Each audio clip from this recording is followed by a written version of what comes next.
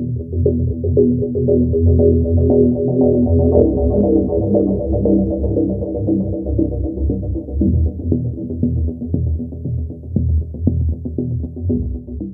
thought it was just another evening in his quiet neighborhood, but when a group of strangers showed up, flashing fake badges and demanding he step outside, everything changed. They weren't real police. They were something far more dangerous.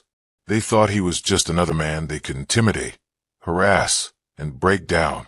What they didn't know was that he wasn't just a homeowner. He was the FBI's worst nightmare. And the moment they tried to cross him, they stepped into a battle they could never win. He lived a life most would call ordinary, or so it seemed. A proud black man in his late 60s. He had worked hard his entire life, earning respect in ways few could imagine. To his neighbors, he was just a quiet gentleman in the light blue shirt who always kept his yard neat, waved politely, and carried himself with dignity. What they didn't know was that behind that calm presence was decades of experience, knowledge, and discipline sharpened from a career few could rival. His neighborhood had changed over the years. New homes, stricter HOA rules, and faces that didn't always welcome him with kindness. Whispers followed him sometimes, the kind that said, "He doesn't belong here." But he carried on, ignoring the cold stares, determined not to be pushed out of the place he called home. On the surface, life was steady. Early mornings with black coffee, evenings tending to his garden, quiet nights spent reading. Yet beneath that calm routine, a quiet tension was brewing. Neighbors had begun talking, complaints about the color of his shutters, the height of his hedges, even the guests who came to visit. Petty reasons masking something much uglier. He didn't know it yet, but those whispers were about to turn into something more dangerous. Because while he was living his life, a plan was being set into motion, one that would test everything he had built and force him to reveal a part of himself the neighborhood had never seen. It started with small things, letters tucked under his door, each one more aggressive than the last. They claimed he was in violation of HOA rules, though the accusations made little sense. The paint on his fence was too dark. His visitors parked too long. Even his American flag, proudly displayed on his porch, was deemed improperly mounted. To anyone else, these might have seemed like petty complaints, but to him, it felt like something deeper, something uglier. At first, he dismissed it, determined not to let bitterness poison his peace. But then came the knocks, late at night, heavy fists pounding on his door. Men in cheap uniforms stood outside, flashing fake badges that read, HOA Compliance Police. Their voices were stern, their tone threatening. They told him he was being investigated, that fines were piling up, and that if he didn't comply, legal action would follow. Neighbors peeked from their windows, watching, whispering, judging. He stood firm, refusing to let fear take hold. But inside, his anger burned. These weren't just HOA volunteers. This was targeted harassment, and he knew exactly why. Word spread quickly around the neighborhood. Some believed the lies, that he was trouble, that he didn't respect the community.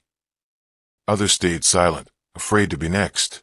But the so-called HOA police grew bolder, showing up more frequently, their threats louder, their presence more intimidating. Then came the night that changed everything. He was in his living room, reading quietly, when headlights swept across his window. He stepped outside to find the same men waiting, this time with handcuffs in hand. They told him he was under arrest for noncompliance. The neighbors gathered, phones recording, eager to witness his humiliation. His heart pounded, his fists clenched. For a moment, he thought of all the times he had endured this kind of injustice, times when silence was his only weapon. But tonight was different. Tonight, they had pushed too far. Because what they didn't know, what no one in that crowd suspected, was that the man they thought they could intimidate wasn't just a quiet retiree. He was someone they should have feared from the very beginning. The cuffs glinted under the streetlight as one of the fake officers stepped forward, smirking with confidence. The crowd hushed, phones held high, waiting for the spectacle of a man brought low. They thought this was the end of his dignity. But what came next would flip their world upside down. He raised his hand slowly, not in surrender, but with deliberate control. His eyes locked on the impostors, cold and unwavering. Then, in a voice steady as stone, he said 4 words that made the entire block freeze. "You don't know me." The man holding the cuffs hesitated, his smirk faltering. In one smooth motion, the black man reached into his jacket and produced a badge, not flimsy like theirs, but heavy, gleaming, unmistakable. The letters caught the light. Federal Bureau of Investigation. Gasps rippled through the crowd. Neighbors who had whispered lies about him now stared wide-eyed. The so-called HOA enforcers took a step back, stammering excuses, their fake authority crumbling in an instant. But he didn't flinch. He stepped forward instead. "You thought you could threaten me with this circus?" His voice cut through the night. "You thought you could corner me in my own home? I've taken down cartels. I've hunted men who thought they were untouchable. And you," he pointed directly at the ringleader, "are nothing but a coward hiding behind a clipboard and a lie." The impostors trembled, their hands shaking. One tried to bolt, but his team was faster. Within moments, real sirens blared down the street. Backup he had called long before the harassment ever began. Squad cars swarmed the neighborhood, red and blue lights washing over the stunned faces of neighbors who had thought they knew the man next door. The fakes were tackled, cuffed for real this time, their scam exposed for everyone to see. And in that moment, the truth was undeniable. The man they had tried to humiliate was the most feared FBI agent they could have ever crossed paths with. Resolution and impact draft. As the fake officers were loaded into real patrol cars, the crowd stood in stunned silence. The same neighbors who had once crossed the street to avoid him, whispered about him behind closed doors, now looked on with a mixture of shame and awe. The narrative they had built around him, dangerous, suspicious, out of place, collapsed in an instant. What stood in its place was undeniable truth. He wasn't a threat. He was the protector. But even in victory, the weight of what had happened pressed heavily on him. It wasn't about catching a few imposters pretending to wield authority. It was about the fact that they believed they could get away with it because of who he was, a black man in a neighborhood that never truly accepted him.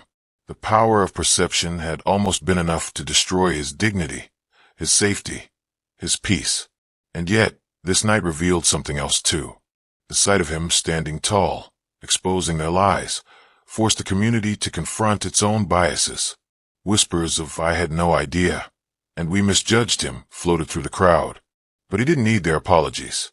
He knew the fight was bigger than one street, bigger than one neighborhood. This story wasn't about ego. It was about survival, about how countless others who don't carry a badge, who don't have the power to flip the script, face similar injustice without witnesses, without proof, without protection. That truth burned deeper than any arrest. As he walked back into his home, the night quieter now, one thought echoed in his mind. How many more lives must be tested before this stops? And so, his story becomes more than just a shocking twist. It's a reminder, a warning, and a call to all of us. When false authority rises, when injustice hides behind rules and uniforms, will we recognize it for what it is? Or will we stay silent until it's too late? If this made you feel something, like the video, and subscribe now. Because the more of us who speak up, the harder it is for stories like this to be ignored.